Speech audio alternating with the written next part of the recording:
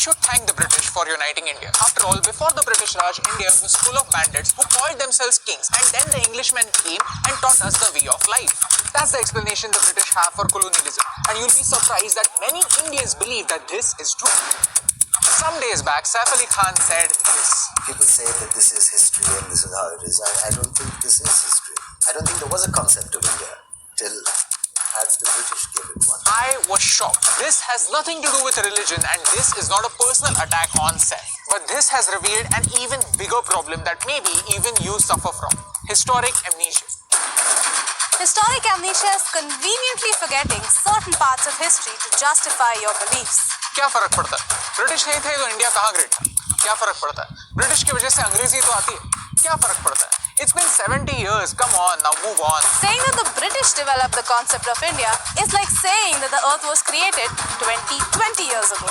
No, your scale is wrong. Your measurement is flawed. And today, in the next 3 minutes, I want to prove it to you. The concept of India is different than what the British thought it should be. Number 1.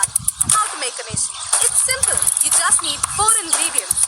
A land that doesn't have another ruler, a government, the people, and recognition.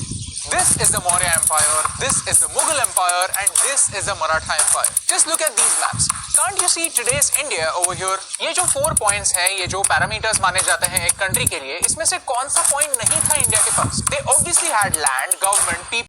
Traded with the outside world, went on wars and charged taxes. In fact, the Mauryas had introduced a common currency across their empire around 2,300 years ago. India before the British was no different than medieval Europe with constantly changing borders. Number 2. Your borders can change, but the nation remains, like Germany. Germany's map has changed drastically in the last century. Today's political map of Germany is only 30 years old, and yet the concept of Germany is hundreds of years old. 4th July 1776. It's America's independence day. But did you know how America looked in 1776? It was just 13 colonies in the east. This is America, and this is also America. Because borders are constantly changing, but a nation is not a place. It's not a border on a map. It's the common glory and common trauma that connects the people, and India has had a long history. Number 3. Our culture is our earliest recording. Our universities, our temples, our monuments. How can you say that all of this is not Indian history? The Guardian, a British newspaper, has fact-checked these things. Our earliest scriptures, Vedas, have defined Bharat as the land between Himalayas and the sea. Ramayana mentions Bharatvarsh, Mahabharata mentions Bharat. 200 million years ago, the Himalayas were formed because the Indian plate collided with Asia. The British weren't the saviors. They destroyed India part by part. Before the British, every 1 out of 4 pieces of cloth made in the world came from India. Before the British, India was far superior at making swords. So much so that after a battle, a British soldier would dismount from his horse and pick up our swords. Before the British, we had our own industrial revolution. The only difference, it was sustained shipmaking, handicraft, spices, and cotton. India had 25% of the world's wealth, but by the time they left, India had only 4% left. The British soldiers who worked in India for the crown were not paid by the crown. They were paid by Indians. We were literally paying for the privilege of being conquered by the British. And even while going, they gave us a final blow. They started the Hindu-Muslim narrative. They appointed this guy, a person who has never been to India, to decide the most important line of India. All of our conflict today is because of how less the British cared. What can I say? Thank you. Shut.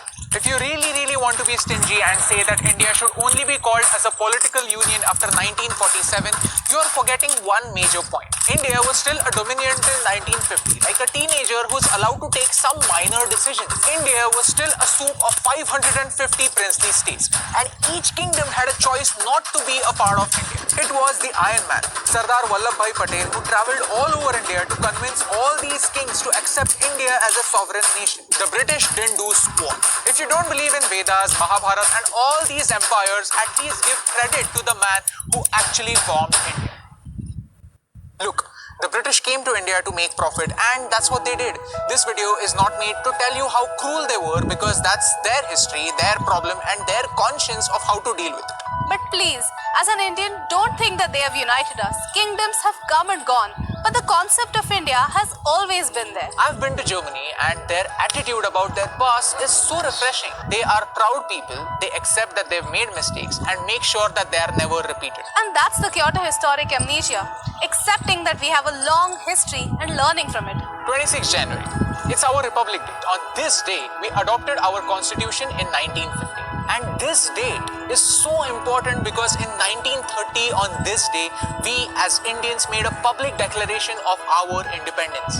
But like so many other things, people don't know.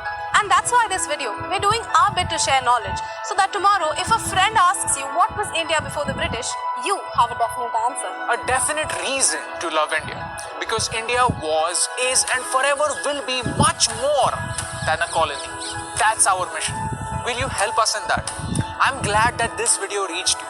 Help us reach one more person who would be proud to know all these facts. Tag your friends and share this video on your wall. Germany, Japan, Russia were built from ashes because they believed in the idea of a nation. They believed in a dream. Imagine if 1.3 billion people start believing in the dream called India. No challenge is impossible. क्योंकि एक के करने से क्या फर्क पड़ता है, लेकिन एक एक के करने से बहुत फर्क पड़ता है और इन दोनों लाइंस में सिर्फ एक का फर्क है. And that's the reason why फर्क पड़ता है.